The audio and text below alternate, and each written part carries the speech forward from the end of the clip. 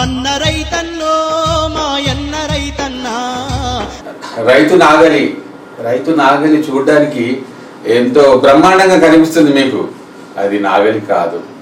నాడు శిలువ మోసిన క్రీస్తును గుర్తు చేస్తుంది. బోయలేని బరువు అవుతుంది. నాగలి వేసుకొని పోతున్నాం, వ్యవసాయం దున్నుతున్నాం, వస్తుందో రాదో అని అనుమానం. ఈ పరిస్థితిలో నాగలి ఎంత భారమవుతుందో ఆనాడు శిలువ మోసిన క్రీస్తు కూడా అంత బాధపడి ఉంటాడు. ఈరోజు నాగలి మేము మోస్తున్నాము, ఆ నాగలి పట్టుకొని వెళ్తున్నాం పొలాల మధ్యకు, దున్నుతున్నాం. చివరికి వస్తుందో రాదో తెలియదు. కొరడా దెబ్బలాగా అష్ట కష్టాలు మా కొరడా దెబ్బలు క్రీస్తు పడ్డట్టు మాకు పడుతున్నాయి. నెత్తి మీద చూస్తే, ఆకాశం వైపు చూస్తే అవసరమైనప్పుడు వర్షాలు పడదు, అవసరం లేనప్పుడు వర్షాలు పడతాయి. అతివృష్టి అనావృష్టి అని ఈ మిద్దెలు కొట్టుమిట్టాడుతూ త్రిశంకు స్వర్గంలో ఒక రైతు కొట్టుమిట్టాడుతూ చచ్చిపోతున్నాడు.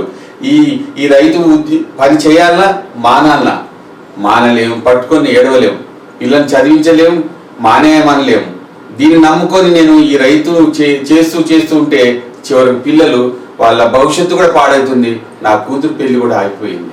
ఇలాంటి పరిస్థితుల్లో నేను ఏం చేయాలో మీరే చెప్పండి.